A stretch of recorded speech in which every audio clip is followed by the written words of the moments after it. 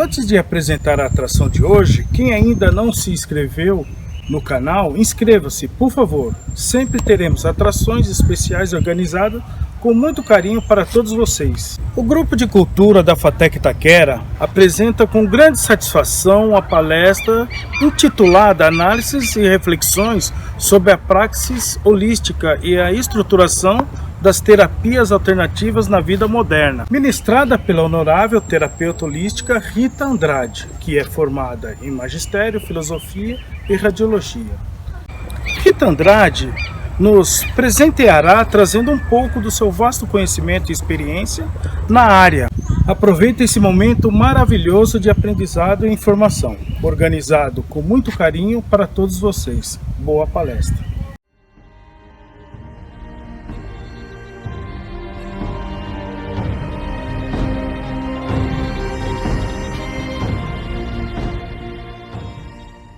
Olá! Hoje convido vocês a fazer uma pequena reflexão de palavras que a gente conhece, de termos que a gente ouve falar, mas a gente não conhece profundamente o que seja isso.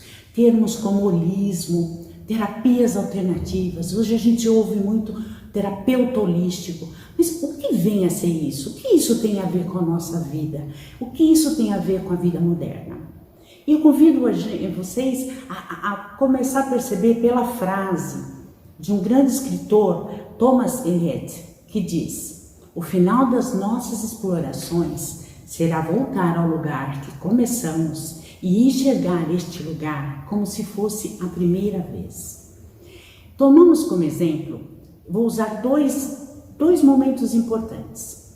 A formação de um conjunto habitacional no início da década de 70, e vocês vão entender o termo terapia alternativa. O que é uma terapia alternativa? Só para que a gente possa entender: reiki, cromoterapia, radiestesia, agiloterapia, dançoterapia, todas essas são consideradas terapias alternativas ou terapias e práticas terapêuticas. Então convido vocês a fazer uma reflexão simples e eu espero que dentro de uma reflexão a gente possa entender, ok? Alguns momentos a gente vai dividir em fatores históricos, mas a gente sempre vai voltar pensando que são 3 caminhos, mas o caminho importante vai sempre ser o nosso foco: o holismo e as práticas alternativas, ok? Então começamos com o surgimento de um conjunto habitacional na década de 80. Então, lembrando que na década de 80, 70, 80, nós tínhamos uma grande crise habitacional. E a prefeitura construiu os conjuntos habitacionais. E esse conjunto habitacional, ele tinha a estrutura básica, alvenaria, a rua pavimentada, mas não tinha infraestrutura nenhuma. Não tinha posto de saúde, não tinha mercado, não tinha nada. E chegamos, pensem, que no momento chegam várias pessoas de várias culturas, várias famílias totalmente diferentes, totalmente antagônicas na sua formação cultural, na sua estrutura familiar. E eu me lembro que eu era muito jovem e passou uma pessoa nas casas convidando a gente para um grupo, formar um grupo de jovens para um crisma. Era o primeiro movimento que se teve.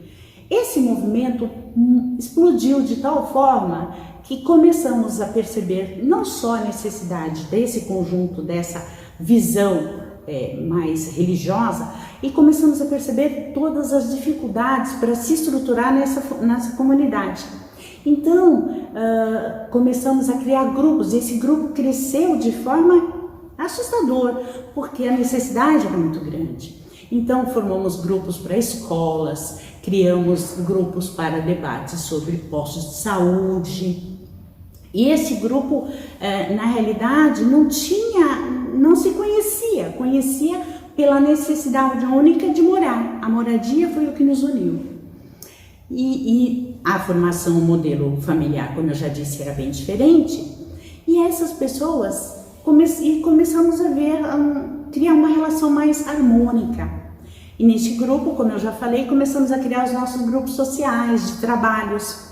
Então nós tivemos não só o grupo da Coab, que chamamos, mas os grupos ao redor, das favelas ao lado, criamos grupos de ajuda aos menores infratores, que na época não eram infratores, né? Que hoje consideramos isso, mas enfim, nós trabalhamos pela sociedade no geral. E esse movimento eclodiu paralelo ao que chamamos da teologia da libertação, que era um grande movimento na América Latina, começando com Gustavo Gutierrez, e depois chegando aqui no Brasil com a figura de Leonardo Boff, além de outras pessoas que começavam a perceber a inserção, a importância de ser um pobre, mas um pobre somente econômico, mas com uma riqueza cultural, existencial muito grande. E isso veio a calhar com a nossa comunidade, que também estava em formação. E eu me lembro, quando eu era nesse momento, tinha uma irmã chamada Irmã Adelina. Era foi muito importante na nossa vida, porque ela nos dava aula de cromoterapia, ela nos dava aula, nós tomávamos uma água que a gente não sabia o que era, a gente sabia que era uma água curtida com a alga marinha. E ela também trabalhava com alimentação natural, que hoje é a nossa macrobiótica. E nesse momento a gente chamava isso de técnicas de relaxamento. Mas a gente não imaginava a grandiosidade disso, que hoje é o que chamamos de terapias alternativas. Na realidade era o nosso trabalho, era um trabalho e nós estávamos estruturando uma comunidade holística e começando a prática da terapia alternativa, das práticas terapêuticas que chamamos. E como eu disse, a gente fazia isso não mais pelo bem-estar geral, nós não tínhamos um momento, era o que tinha para aquilo e era o que nós íamos fazer. Então começamos a trabalhar e formar este grupo que foi tão importante em minha vida. E este grupo foi crescendo e na realidade cada um foi tomando pela sua praxis, cada um pela sua prática de vida, foi tomando um caminho para ajudar a constituir mais a infraestrutura dessa nossa comunidade.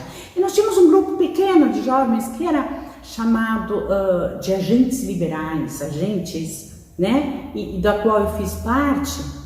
E eu, na minha expertise, da minha prática, eu comecei a trabalhar com o movimento de alfabetização de adultos, que é o chamado MOVA, dentro da metodologia Paulo Freire. E eu trabalhava em toda a região episcopal de São Miguel, era uma região grande, na coordenação deste grupo. Foi fantástico isso. E tudo isso tinha um nome de comunidade holística, mas sem derivar da linguagem, nós já sentimos a necessidade do ser humano de associar-se ao bem comum, a trabalhar pelo outro. E aí entra a palavra, o que vem a ser holismo? Comecei a falar uma comunidade holística. Para falar de holismo, a gente dá uma volta à história um pouco e vamos para a Grécia. Então, o que acontece? Antigamente, o mundo, a intenção, a percepção do que era o mundo era usado pela mitologia grega. Então, na mitologia grega, o universo surgiu do caos. O caos viu que o universo era vazio, escuro, e ele criou Gaia, que era a Mãe Terra. E depois da Mãe Terra, ele criou Tártaro, que era a profundeza do universo, e depois surgiram outros deuses, Zeus, enfim, outros, só para a gente poder contextualizar, Cronos. Mas neste momento surgem alguns filósofos que eram homens naturais, e ele começava a perceber o holos. O que é o holos? Holos é o conjunto, é o todo. E esses filósofos, que eram chamados os filósofos da natureza. Por quê? Porque eles não entendiam, eles tiraram da mitologia essa informação da formação do universo e eles queriam uma formação mais concreta. O pensar da criação do universo de forma mais concreta. E eles foram surgindo os chamados filósofos da natureza exatamente por isso. E dentre esses, eles eram chamados de pré-socráticos, que a gente já ouviu muito na história, na escola. Mas quem eram esses pré-socráticos? Então, dentre eles, nós tínhamos Tales de Mileto. Tales de Mileto, ele acreditava que o universo foi formado a partir da água. Na cabeça dele, se vem da água, de onde tem água tem vida.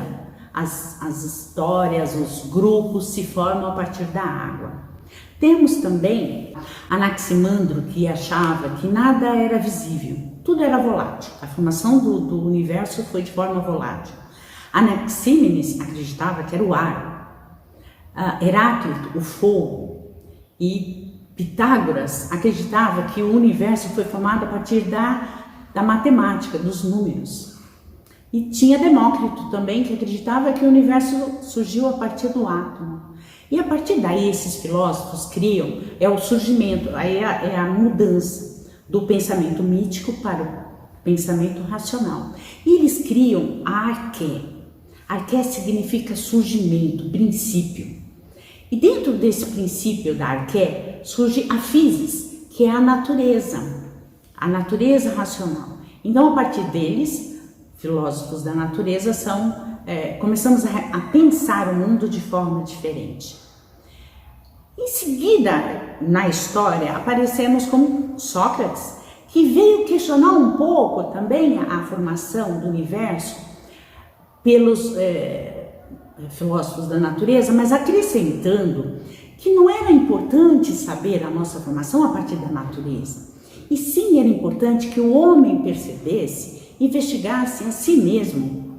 O homem teria que fazer uma busca interior e se buscar e se perceber na formação do conjunto, do homus, né?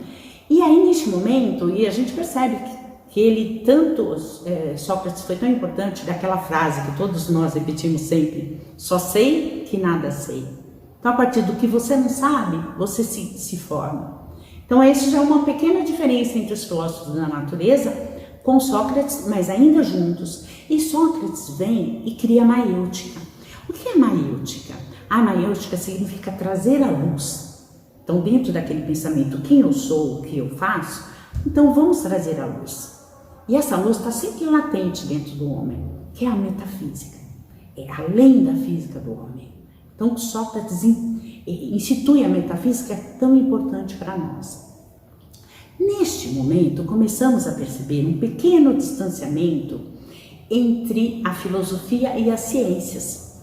E o termo holos, que a gente sempre percebeu como um conjunto, um todo, ele começa a se separar, a se fragmentar, e fragmenta o conhecimento dos saberes. Por quê? Por causa da intensificação da vida social, da vida pública, os filósofos começam a se relacionar com as cidades, com a vida humana. Neste momento surgem os sofistas, que são alguns considerados filósofos e outros não. Mas os sofistas foram de fundamental importância na instituição, na história, porque os sofistas, contrário a Sócrates, eles acreditavam que tudo deveria estar relacionado à necessidade humana. O seu pensar, o seu ser, ele era importante, mas ele era secundário. O importante era pensar nas necessidades humanas. E aí se instaura mais ainda a fase do individualismo, como eu falei, negligenciando a totalidade, né? E totalmente diferente do holismo, que é o todo, o conjunto. Esses sofistas saem da Grécia, abrangem toda a Grécia e vão para Atenas, onde eles se firmam mais.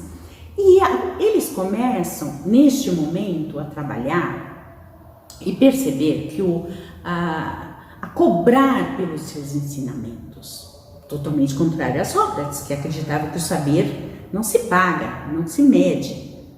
E os sofistas criam a doxa. A doxa é a arte do convencimento, contrário a Sócrates, que neste momento ele sempre fala: o homem é o centro de todas as coisas, a busca pela verdade. E os sofistas acreditando o homem é o máximo de tudo, ok? E a arte do convencimento que usamos até hoje na nossa vida moderna, principalmente na nossa parte política. Então nós vemos o lado sofistas. Neste momento, o homem sendo o centro de todas as coisas, existe a parte histórica, que é a ascensão de Alexandre Magno, Alexandre o Grande. que ele sai da Grécia e ele vai expandir toda a conquista, e ele vai levando a cultura grega desde o Egito até a Índia. Neste momento, quando ele está expandindo, ele está levando também, ele percebe que não adianta só conquistar, o importante é impor a sua cultura. Então ele impõe a cultura grega, que é usada até hoje por todos os modelos de grandes potências. Quando você subjuga um país, você impõe a cultura deles, é mais fácil para o controle. Então isso vem de lá, da ideia de Alexandre o Grande, Alexandre Magno, por isso foi tão importante. E nesse momento surgem as escolas helênicas. As escolas helênicas são subdivisões da formação grega no Ocidente, principalmente. E aí a gente pensa, a gente está falando muito do Ocidente. E o Oriente? Pensa que o Oriente está bem mais adiantado historicamente do que o Ocidente. Então, o seu passo no Oriente, ele está bem diferente. Qual é a relação nossa do Ocidente com o Oriente? Por que tanta diferença? Então, a gente sempre foi acostumado a perceber na história que o Oriente servia somente para nos dar temperos, alimentação exótica, vestimentos, especiarias. Mas o pensar e o conhecimento nunca fomos aproveitados. Por que isso? Por que houve tanta diferença do Ocidente com o Oriente? Temos uma origem, uma doutrina que define muito bem essa diferença, chamada Teodiceia. A Teodiceia separa muito bem Oriente e Ocidente, e para nós fica mais fácil esse entendimento. Quem nos ajuda a perceber bastante isso é Platão. Platão, ele divide a Teodiceia em dois grandes pensamentos, que é a imanência e a transcendência. Então eu vou falar e obviamente a gente já vai saber quem é imanente e quem é transcendente nesse aspecto. No imanente, o homem, ele é responsável por si só. Ele é unificado entre corpo, mente e espírito. E também ele se relaciona com a natureza. Ele segue na imanência, segue a lei do karma e a terceira lei de Newton, que é a lei de causa e efeito. Toda ação corresponde a uma reação de igual intensidade. Então, anjos e demônios, na imanência, eles são filhos do mesmo Deus, estão dentro do homem, inseridos no ser humano. Já a transcendência é o homem, ele é separado de Deus. É um divino fora da criação, ele é superior e separado da natureza. O mal, ele fica fora do reino de Deus, e o mal está no corpo dos homens e nos demônios. Então, obviamente, percebemos que esta é a Teodiceia ocidental. Então, vamos deixar nesse momento a Teodiceia um pouquinho do lado e vamos entender um pouquinho a medicina. Por que eu vou entender a medicina e deixar essa Teodiceia? Porque essa parte está ligada ao nosso Horus e nós vamos entender a medicina com as nossas práticas terapêuticas. Mas para entender prática terapêutica e medicina, como nós entendemos hoje, a gente também volta um pouquinho na história. Começamos a contextualizar como era a medicina na época dos filósofos, dos pré-socráticos, daquele momento. Como era? A medicina, na sua ancestralidade, ela era vista como uma atividade religiosa. Os doentes, eles eram levados aos templos para serem curados das suas doenças, e os médicos, eles eram como um sacerdócio, neste momento. E como era feito o conhecimento? O conhecimento na medicina era passada dos antecessores, não existia o saber, era só o conhecimento, a passagem do conhecimento dos antecessores. E surgem, lembra quando eu falei das escolas helênicas? Neste momento, dentro de uma das escolas, surge um grande filósofo chamado Hipócrates. Hipócrates, ele é mais voltado à medicina. E Hipócrates acredita, ele é contrário aos filósofos da natureza, que falamos lá atrás. Ele não acredita que as doenças, o ser que está sofrendo, pode ser curado, pode ser visto pela água, terra, fogo. Ele acredita que, para entender melhor, ele separa um pouco a medicina da filosofia e ele cria esse novo pensar, que até hoje ele cria o juramento de Hipócrates, que todos levam todos os médicos hoje são obrigados a fazer este juramento. Então ele entende que a água, a informação de água, terra, fogo, ela perde um sentido ao explicar as doenças e a saúde do homem. E para ele cria 4 momentos para entender a saúde e a doença. A fleuma, o sangue, a bile negra e a bile amarela. Ele acha que os 4 estando em equilíbrio, o homem está saudável, o homem está curado das suas doenças, contrário ao que se pensava. Vamos usar um exemplo, a epilepsia. A epilepsia, os filósofos entendiam a epilepsia como um castigo divino. E eram impostos várias penitências para a cura disso. E para Hipócrates, ele não acreditava nisso. O homem não pode ser contaminado por Deus, né? E ele começa a pensar. E Platão, diferente de Hipócrates, ele acredita que o homem é o equilíbrio entre a alma e o corpo. E as enfermidades, eles surgem através da tristeza, das angústias, e elas se manifestam nos agentes secundários, que é a pele, sangue, ossos, enfim. Então são as grandes. E Platão acredita que a dieta e a ginástica, elas previnem as enfermidades, enquanto Hipócrates acredita que a medicina cura o homem da enfermidade, uma vez que ela está instalada nesse próprio homem. Aí, para a gente entender um pouquinho melhor essa mudança, a transição da medicina e a atualização, vamos usar um grande filósofo chamado Michel Foucault, que explica um pouquinho mais a transição da medicina mais clássica, tradicional, da antiguidade para a medicina moderna. A medicina, para Foucault, ela tem uma grande mudança na parte do renascimento e no classicismo, que o olhar do médico toma uma outra forma, uma outra função. A relação médico-paciente tem um outro olhar. Então o mundo deixa de ser conhecimento acumulado e ele passa, aliás, ele muda do saber médico, que era da ancestralidade, e ele vai para o conhecimento acumulado, que são os estudos. E neste momento surgem as grandes escolas. E uma parte importante o grande divisor de água na medicina é assim, a frase, o que há de errado com você, passa a ser chamado aonde dói.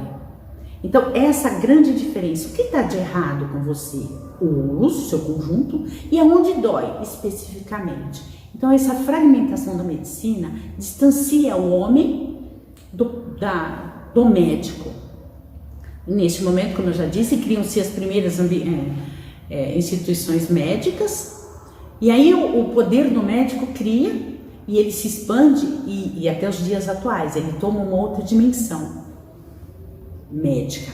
E a doença, ela tem de ser objetivada. Então ela vira o objeto da pesquisa e o homem perde a sua função.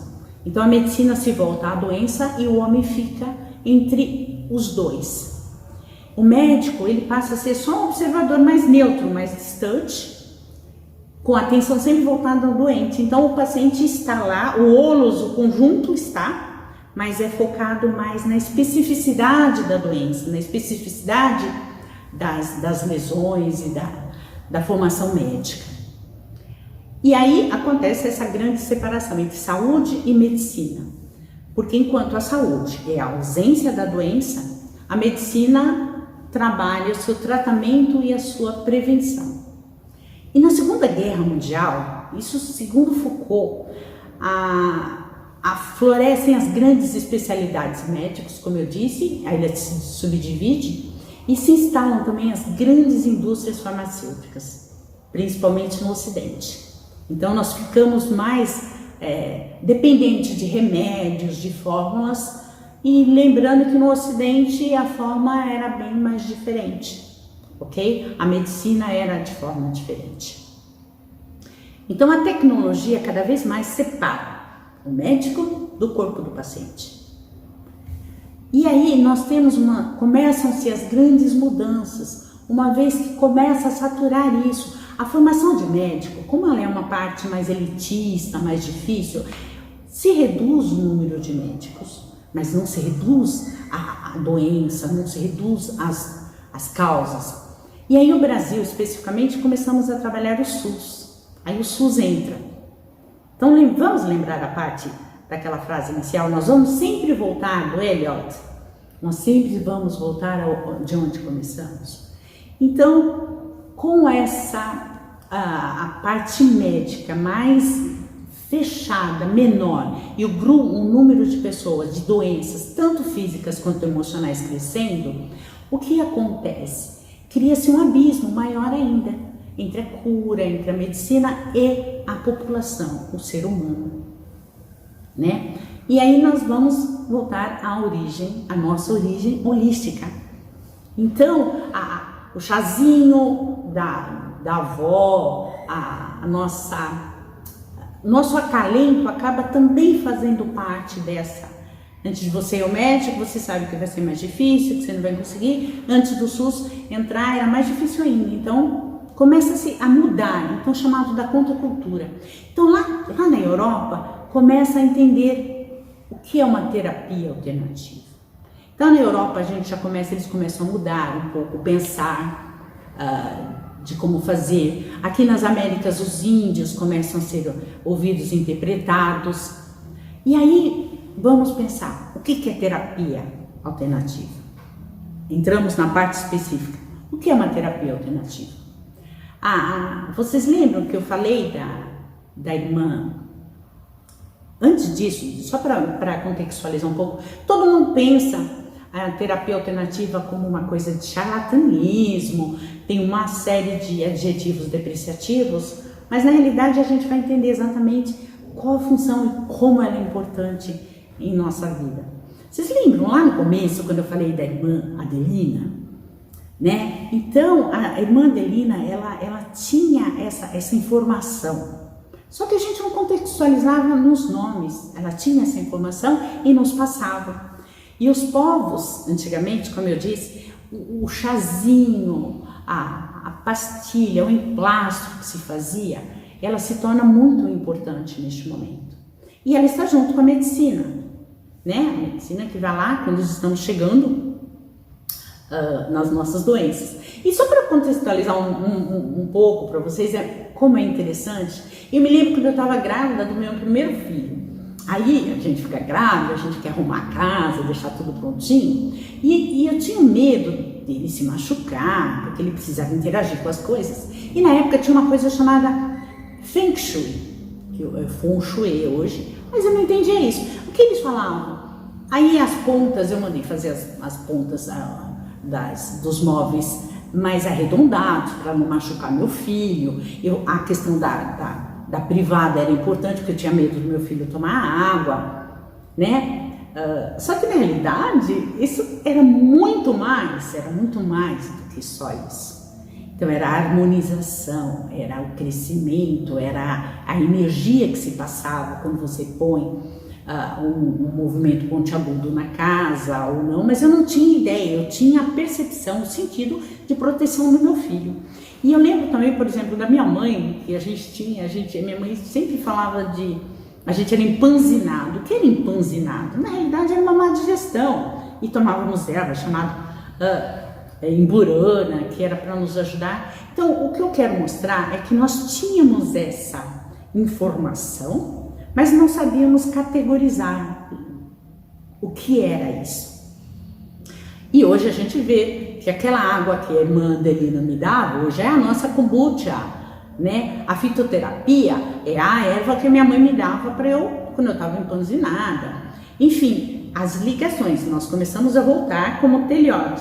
Eliot nos diz, sempre voltamos ao lugar que começamos, ok? Então, o que era a nossa sobrevivência hoje começa a tomar uma forma mais, se eu posso dizer, intelectualizada, mas não é nisso, é só contextualizada, ok? Então, é importante que a gente saiba que o sentir e o praticar, elas antecedem sempre o conhecimento linguístico, ela está em nós. Então, vamos lá, a pergunta é, então todo mundo é terapeuta holístico, então eu posso trabalhar porque a minha mãe foi terapeuta, me ensinou? Não, não é assim, obviamente, né? Eu escuto muito assim, quando eu me aposentar eu vou trabalhar mais nisso. Eu vou fazer um cursinho no final de semana para ser uma reikiana. Aí vou fazer... Não, na realidade, é muito mais sério do que isso. E eu acredito até que você tem que redobrar a sua atenção, porque quando você fala de um medicamento fitoterápico, você tem que ter um profundo conhecimento antes de indicar, porque você pode confundir uma erva com a outra. Hoje eu trabalho com as punks são as plantas alimentícias não convencionais. Então hoje o que eu posso achar na rua, essa é uma punk, ela pode ser uma planta venenosa. Então você tem que conhecer. Então a sua expertise, o seu conhecimento, a sua praxis, ela tem que ser muito mais aprofundada. Muito mais aprofundada. E lembrando que a gente trabalha também no campo vibratório, no campo astral de um ser humano, então a nossa responsabilidade para com o outro dobra. Neste momento nós percebemos que a Organização Mundial da Saúde, a gente já está aqui no presente, em 2002, ela já preconiza as técnicas terapêuticas como importantes, como um complemento à atividade da medicina. Porque não podem, elas são paralelas, mas elas podem ser complementares. Mas ela não se complementa, elas são interativas. Ela não é alternativa, não existe uma alternativa à medicina, porque a medicina por si só é muito importante e jamais deve ser desconsiderada, mas ela é, na realidade, uma parte integrante dessa terapia. E aí criamos mais condições para o ser humano. E o SUS, inteligentemente, consegue absorver também essas práticas terapêuticas. Hoje, nós temos mais de 30 modalidades inseridas no SUS. Reiki, cromoterapia, aromaterapia, todas essas, elas já são aplicadas. Então, você vai a um posto de saúde hoje, você consegue entender, ser recebido por um terapeuta reikiano, ou ele te faz uma visita no hospital. Então, nos CAPs, nos centros de formação, nas UBSs, nós encontramos facilmente as práticas terapêuticas. E é interessante saber que, por exemplo, o conhecimento médico, os médicos hoje também estão se formando, também estão se integrando nessas práticas. Eu só vou usar o exemplo da UNACAM. A UNACAM é uma entidade filantrópica que forma voluntários para mulheres portadoras de câncer de mama, que começou lá no Hospital das Clínicas com o Dr. Pinotti, e hoje os médicos da UNACAM, todos eles, oncologistas, mastologistas, todos eles têm uma formação nas práticas terapêuticas, com a medicina tradicional chinesa, com a antroposofia, com a aromaterapia. Então este grupo é um exemplo claro de médicos que ultrapassaram também esse limite do tradicional e estão envolvidos, inseridos. Então a medicina com as terapias, elas estão convivendo de forma mais harmônica que podemos esperar. Claro que sempre precisamos crescer mais, aprender mais, mas estamos caminhando nesse sentido. E aí, como eu falei, das farmácias, dos cursos, hoje a gente tem um curso de etnobotânica, que é importante eu falar, porque ele pega os saberes, é um estudo que pega o saber ancestral e estuda, é um ramo de estudo nas universidades.